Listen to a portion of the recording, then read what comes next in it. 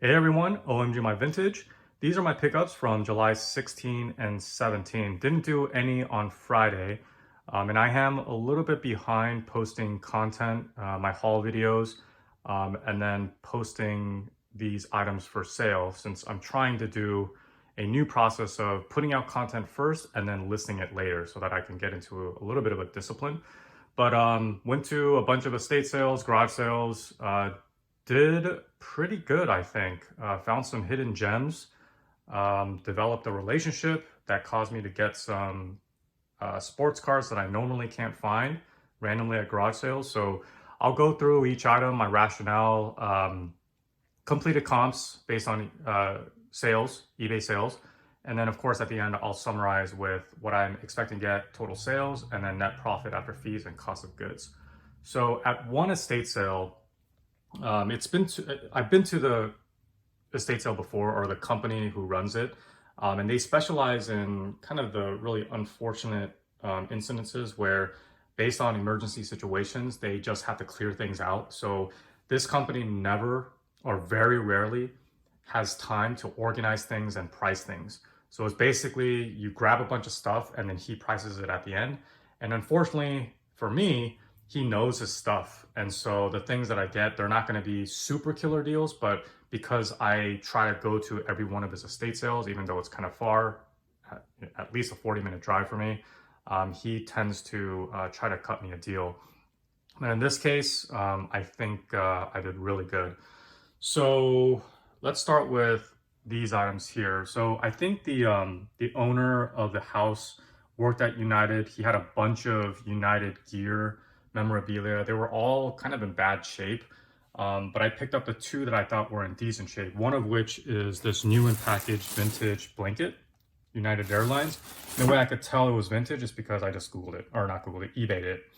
And probably, I think it goes for about 10 to 15, not including shipping. But it's a smallish item. The other one I picked up was this United vintage jacket. It looks to be in good shape, and that's exactly why I picked it up. The tag here, Unitog, definitely vintage, but as I kind of flipped it over and inspected it a little bit more, yeah, there's some issues on the back side here. I think those are holes. So not in the best shape. So based on this condition, I'll probably only get $10 or $15, not including shipping. If it sits around too long, meaning if I still have it after a couple months, I'm just gonna donate this. This is not the reason why I got it. It's something else. So the other clothing items I got was this pre-owned, worn, not vintage, Nike. Let me try to show the tag. Yeah, it's not vintage. Nike sweatpants. I think at this point I was just throwing stuff in the bag without much thought. So again, this might be more of a donatable item. If I can sell it, it probably won't be more than $10 without shipping included. The other couple items were Champion. So this one is pre-owned, this gray one. It's not vintage. But the reason why I got this is because I wanted to pair it with this new, with tag, similar sweatpants. But I mean, Champion it's not really expensive. So even in this new condition, I could probably only get $10. So maybe with a lot of two, one pre-owned and this new with tags, maybe I'll get 15 without shipping included. But I haven't really had much success with new Champion clothing. So it might sit a little bit.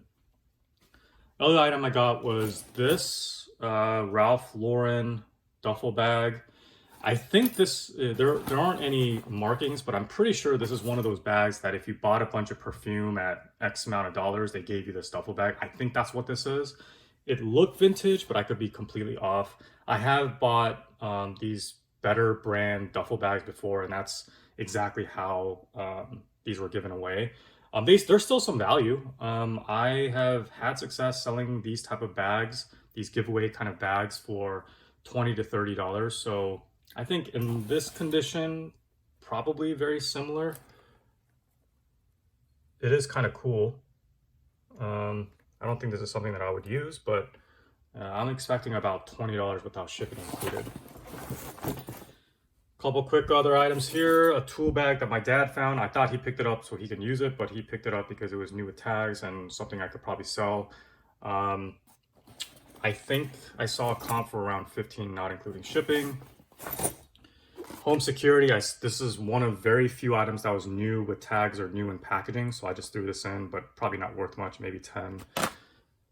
This Budweiser cooler, I think must have been a giveaway maybe at the arena, so maybe an SGA stadium giveaway item. Yeah, there's some trash included, it looks like. But it was a sports memorabilia item that I just tossed in. Probably not worth much, maybe $10 without shipping including if I'm lucky. This Coca-Cola bag seemed to be vintage-y, I don't really know. But I think with the duffel bags, I basically put everything that I could into another duffel bag, and so basically these were kind of tossed in. I haven't looked this up because I was just putting items into this bag, but I don't know, 10, not including shipping. Added these spark plugs. I would consider these new old stock vintage GM AC spark plugs. They're all full, all unused. I thought I saw a comp for 10 per box, not including shipping. They are kind of heavy, so these will definitely be have to be priority mail, or over a pound for sure. But in a lot of 20 without shipping included. This stood out because this was the only decent shaped cowboy hat that this person owned, and I just like the quality. Like, I didn't look at it, I just looked at it from like this glance here, and I'm like, oh, this looks to be in decent shape. It looks good quality. It looks really solid. And then when I flipped it over, I've actually heard of Stetson before because I know they make high quality boots.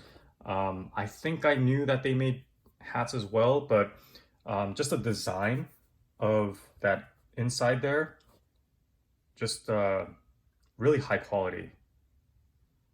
And then it didn't seem like this was really worn. Like, when you look at the brim, it looks to be in decent shape. I mean, the exterior, there's some minor issues, but it's the interior, it's the inside here, that design that really caught my attention. I looked at similar comps with ones that had the similar interior, and I saw comps in the 180 to 100 range, but both of those hats that I saw had markings on the inside of the brim, like it'll say Stetson or something similar. This one obviously doesn't, so I don't know if that knocks the value or anything. But maybe that does devalue it, the fact that it doesn't have markings. But I'm expecting 40 or so. So that was interesting. I don't deal with cowboy hats at all. I mostly deal with just regular hats, especially sports themed ones. My biggest mistake was probably this Big Boss grill. A lesson here to share is, so this is new. Everything is new in packaging, obviously open box. The reason why I got fooled is because I was looking at comps and comps showed 130. I'm like, oh great, this guy only wants $20 for it. What a steal. And then after the fact, I looked up active listings. So I don't know why I was in a rush. We weren't in a rush or anything. But when I actually looked at active, I'm pretty sure I saw ones very similar in the 40 to 50 range. So after fees and taxes and all that stuff, right? Taxes taken away at the end of the year, I'm not going to make anything, even if I sell it for 40 or 50. So this was a mistake. This was one of those where I got fooled by the comps. So if you have time as you're looking at comps on eBay, definitely make sure that you also check active listings just to make sure, especially if it's a higher priced item. For me, a higher priced item is kind of in that 20 range, especially at a garage or estate sale. But yeah, and plus it's bulky, so I don't know what got over me to actually get this. This was a mistake, a regret. But there are some other items that's going to make up for it, which I'll go through right now. Let's clear some of this out. Okay. And those three items are these Bulls clothing. 2 shirts and the jersey. These each will bring, I could post this today and probably sell this within easily a day for $40 a piece, no problem.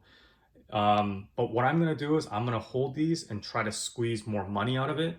Traditionally, I don't do that because I'm usually okay with the profit. And so if I list something for 30 or 20, I'm okay taking half in most cases because I'm into it for so little. But in the cases of these shirts, these vintage shirts and jersey, I know it's rare enough and in demand enough, especially with the Jordan and Bulls 90s theme, that I can get more. I could wait and hold and get the money I think I should be able to get, especially in the condition that it's in. So it's one of those exceptions where I don't mind holding on to it a little bit more to squeeze a little bit more money.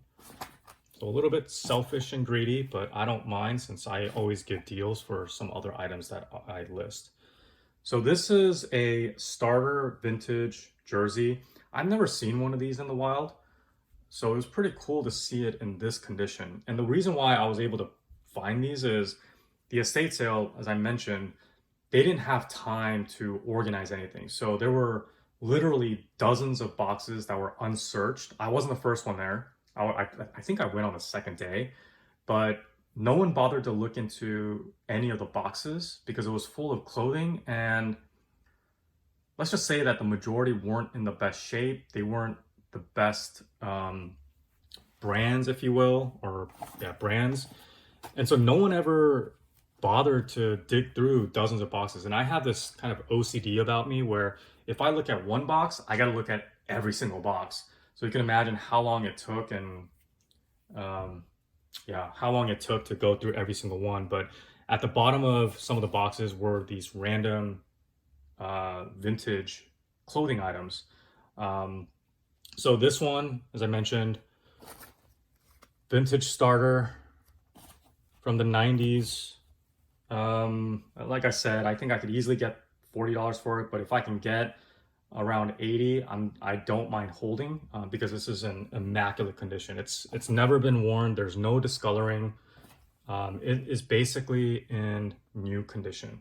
So I'd probably list it as that new new condition without tags.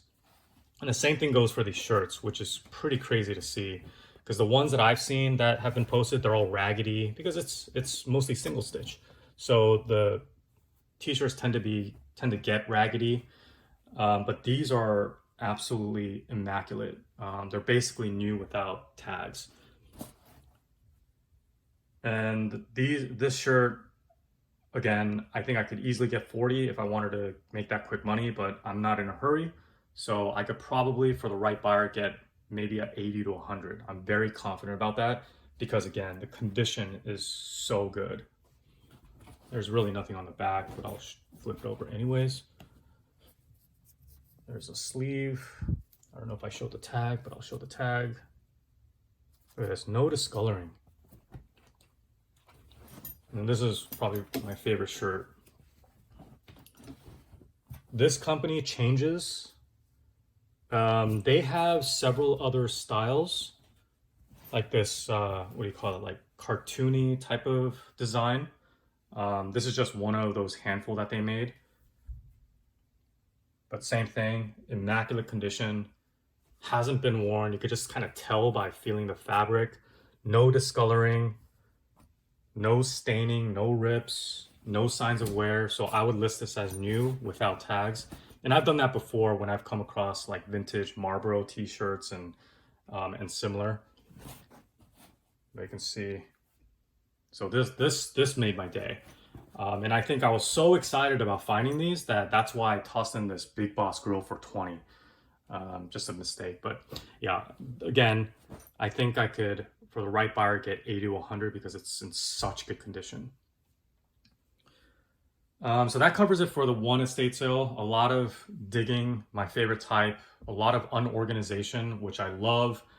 Obviously, there's that unfortunate incident where something happened and they had to clear things out. But from a selfish standpoint, it's something that I always enjoy when estate sale companies don't have anything organized. Pricing piece, I mean, that's hit or miss, right? prefer to have it priced so I can understand where the head is at. But because I've dealt with this guy, I kind of knew he was going to be right on the money of what I was thinking. The other estate sale I picked up, I think it was only this shoe for $5. It's a new Sperry. It's not the best brand, but it's in new condition. So at $5, I just picked it up. I don't really deal with shoes that much, but there wasn't anything else for me to pick up, so I picked up this. I think I can get 30 without shipping included. Lanyard 2-eye linen. But it's in new condition. Some scuffs, but when I look at the bottom, it hasn't been worn for sure. So not bad, $5 for. At another estate sale, I only picked up these 2 golf clubs. I don't really deal with golf clubs, mainly because I'm still learning more about it. I know about the name brands like Callaway, Ping, I think King Cobra is decent, maybe Cleveland, TaylorMade. I've seen Wilson's, but they don't seem to sell well. I only know Wilson just because I play tennis and that's probably the most popular brand. But yeah, I only picked up this King Cobra driver SS 350 with the cover that's included, and then this Callaway 22 sandwich. I know the sandwich, when I measured it and put it in the medium mailing tube, it's going to be an easy fit, but the driver is going to be a little bit challenging. But at $2 a piece, I thought these were worth picking up. This guy had probably a couple hundred golf clubs, and what's funny is after I picked these up and cherry picked these 2 from the couple hundred, another buyer actually bought everything, all the golf clubs at $1 each. So I know for a fact I missed out on some, but I just didn't recognize or really had the time to look up any. So I just picked up the 2 that I thought was decent value. So I'll continue to learn more about it and pick up a golf club here or 2 just to see. And it seemed like a decent profit to pay $2 each to turn it into, $20 to $30 each without shipping included. But really, the other excitement I got was actually seeing sports cards that aren't from the junk wax era, from the early 80s or from the late 80s to the early 90s. So junk wax era just means that things were overproduced, just like a lot of action figures and Beanie Babies. Things were just over mass produced. Comics is also one of those. So at 99.99% of the sales that you go to where some people will have sports cards out, usually it's going to be junk and not worth anything and not worth picking up or even looking up. If it's outside of the late 90s, so let's call it early 90s and before, or early 80s and before, and late 90s and after, you might want to just thumb through to see if there's anything of value. Usually you want to look at the GOATs, the Tom Brady's, Kobe Bryant's, Michael Jordan, those type of names, because those could be worth picking up for, even if it's a quarter each individually, it could be worth it. But obviously sports cards is a very complicated industry. There's hundreds of different factors that you have to take into account. But in this scenario, this guy had a couple tables out. He had a bunch of sports hats and clothing that were mostly overpriced or stained or clearly worn. And so I asked, like I always do, hey, do you have any sports cards by any chance hidden in the back that you didn't want to bring out? And in this 1% chance, he actually said yes. And so I asked him, like, hey, what kind of years do you have? Is it mostly 80s and 90s? And he said yes. And I'm like, oh, okay, typical, right? But then as we started talking a little bit more, he mentioned he opened a bunch of boxes in the late 90s. He opened a bunch of boxes in the 2000s. And then that really caught my interest because those are the years where it's going to be worth going through, again, outside of the junk wax era. So he brought out a bunch of, we started to get talking, and he started to show basically his man cave, where he had a bunch of like Packers signed stuff and golf pros, because I think he used to work at Lambeau, and I think he used to work at, or used to be a golf instructor or something.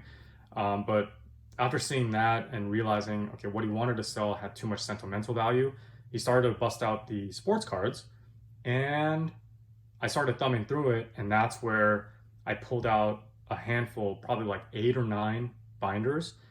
And those stood out because there was actually some decent stuff in each of those binders, and I just ended up taking it all, and I paid $50 total. These pennants were mostly a throw-in. I don't know why I accepted it, but it was basically priced at 2. I'm just gonna donate those because pennants aren't really worth much, especially these modern ones. But these sports cars is what really made the deal. And for those who are familiar with sports cars, you're gonna automatically know which one of these have value. And if you don't know already, it's gonna be these Tom Brady's. These Tom Brady's don't look special, probably to most of you, but these are second year cards, meaning he was a rookie in 2000, these are 2002, and those still hold value. So without boring everyone, I'm just gonna quickly mention that these two SP Authentics 2002 probably goes for around 30 each. These two SPXs probably go for about 20 each. This Topps Reserve goes for around $10. And then there's a couple other hidden gems here that's probably only worth about $10 each. This Dirk Nowitzki out of 99, this unnumbered molten metal Chipper Jones insert, and this Cal Ripken low numbered insert number out of 50. If you come across any numbered inserts, it's probably going to be worth at least a couple quarters. But this was pretty exciting, not only because there was actually non-junk wax era stuff, but because he actually had Tom Brady, some decently valued Tom Brady base cards that he pulled himself. So I'm gonna inspect it a little bit more to see if it's worth grading. But just the fact that there was non-junk wax era sports cards really made my day. And just being able to hear his stories about his days working at Lambeau, working as a golf instructor, getting all these autographs, it was just really, really cool to hear. So yeah, it was a pretty interesting sports memorabilia kind of weekend. Very excited. It was highlighted by these Bulls items from the 90s, and then the sports cards was just cherry on top. All right, that's the end of the haul. I'm a little bit behind posting, but I'm gonna definitely try to speed things up to post content so that I could give myself permission to list all of these on eBay, since I will not list anything until I actually put out the content to share the hauls. All right, if you stuck all the way through, I appreciate you watching, and we'll see you in the next video. Thanks all, bye-bye.